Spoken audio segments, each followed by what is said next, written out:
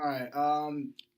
Today we are talking about more experience, bigger brain, and this connects to our reading because it shows that brain development is continuous, and that children all develop. And then this also relates to our virtual child um, program that we've been doing all semester, and so it shows that experiences can affect brain development.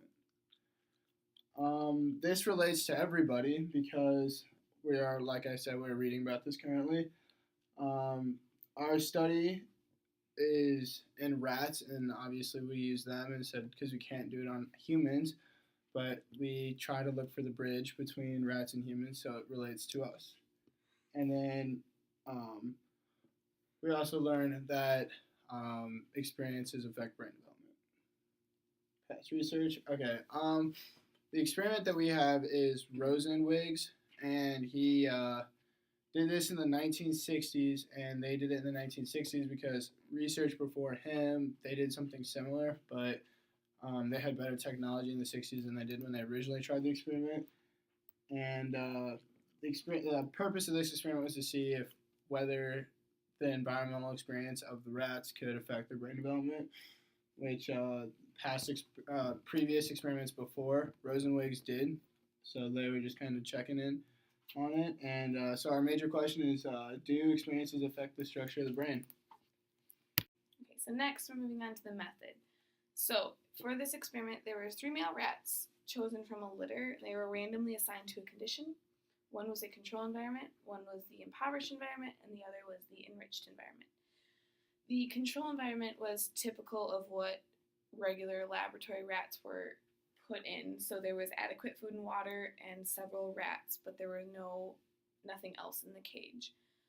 The impoverished environment was a lone rat, so he was by himself when he was in the cage, and he still had adequate food and water, but nothing to play with, no other rats to interact with, and no toys or anything to interact with. And then the enriched cage was referred to as a rat's Disneyland. There were about 6 to 8 rats, and they had playthings each day that they could play with, or like wheels that they could run on and everything. And they were also given adequate food and water. And each of the 16 experiments had 12 rats each total. So these are pictures of the environments. This is the control, this is the impoverished, and this is the enriched. So the rats lived in these environments for 4 to 10 weeks after their brains were examined, so measured, weighed, and analyzed. And this was done in a random order, so the person performing the autopsy did not know which rat they were performing it on. They didn't know which environment they had lived in.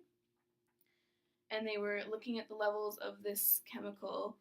It is a brain enzyme. This chemical is important because it allows for faster and more efficient transmission of impulses among brain cells. So basically it has to do with how you think. And so this is what they were looking at the most. And they were, at this point, we're moving on to our results. Alright, next we are focusing on the results. And when you look at results, you're going to look at what did the researchers predict would happen, and were their predictions accurate. And with our experiment, they were looking at whether the greater the amount of experiences and enriched environments resulted in a bigger brain, and then if the smaller amount of experiences and then an impoverished environment would result in a smaller brain size. In this study, researchers were expecting that life experiences and enriched environments would affect the structure of the brain as far as size and amount of synapses. This graph shows the percent differences of the ratio of the cortex compared to the rest of the brain, and the percent show how much bigger the enriched brains were compared to the impoverished. So as you can see, the experiments 2 through 16 were significant, and like the sizes of the bars just show the percentages as far as how much bigger the brains actually were, which shows it was successful.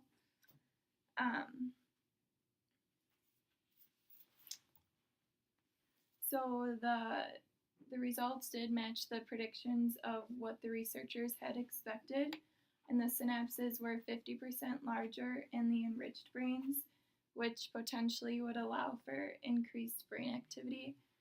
And in this picture, it just shows how many more synapses were on the neurons of the brains and the different cages that the rats were placed in. So this is still significant today, that even when you're like a child and like you're younger, the environments you're placed in and the different experiences like do matter, and they are significant. And when you think about like what happens when you live in a healthy environment and are able to eat healthy and work out, you increase like the strength in your muscles and they get larger, which in return makes you stronger.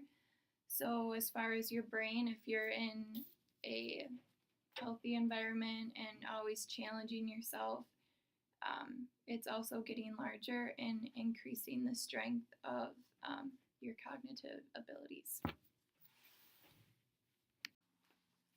Our study is a landmark study because it proved that physical changes can happen in the brain just based on experiences alone. Like anatomically, the brain can actually change based on experiences and the environment.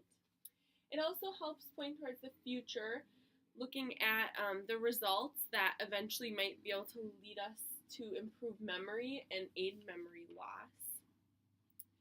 And also it's triggered new studies in the past 50-some years that also includes our subsequent study, which we'll talk about later, and some are even happening today studying the anatomy of the brain changes based on experience. So there was a few criticisms that go along with our study. The first one would be that none of the rats were studied in like an actual natural environment. So there was actually a follow-up study that looked at rats in the woods in their natural environment, and it proved that that actually leads to even more growth. So just kind of showed that with every step of more stimulation, it's just going to make their brain grow more and more no matter what. Also, another criticism would be how much does this apply to human life, because it was done in rats and how similar that is. It's kind of a big gap to be able to bridge. But we'll actually talk about how we bridge that gap with the recent study that we'll talk about in a few minutes. And then the third criticism is that the impoverished rats were handled less. So people thought that this stress maybe actually made their brain shrink. But with follow-up studies that were stress tests done on the rats, actually showed no overall change to the size of the brain of rats. Okay, so our study that we picked out as one to compare was actually done just last year, and it was done on chimps. So there were two groups of like kind of middle-aged, middle childhood chimps, and one group was reared with their mothers. So they had contact with their mothers and they were cared for by their mothers every day. And the other group was in a nursery setting. So they didn't have a mother figure every day, and it was more handling by humans. And after a set amount of years, they looked at the anatomy of the brains using MRIs. And the results, they found three things. There was a higher ratio of white to gray matter. And what white matter is the bodily autonomic functions.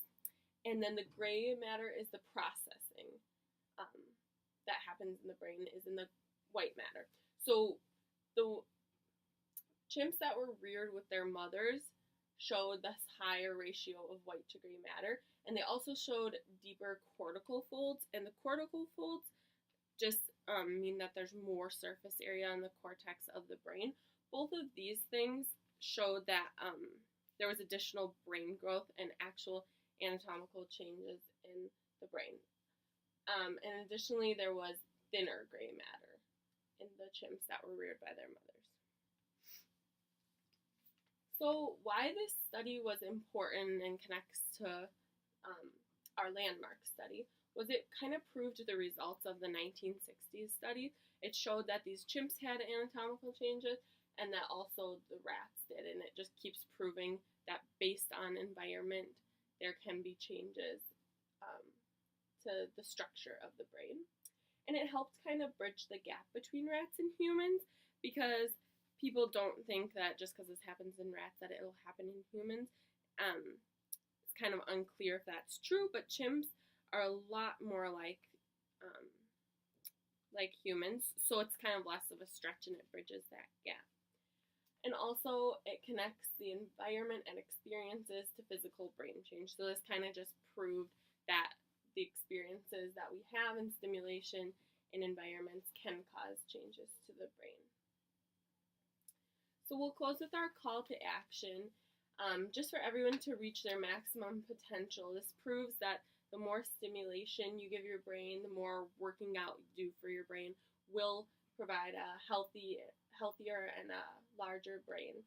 So you can find things to do like puzzles, crossword puzzles, Sudoku, reading, just anything that kind of gets your brain working will just strengthen it, and it'll continue to grow and develop over time.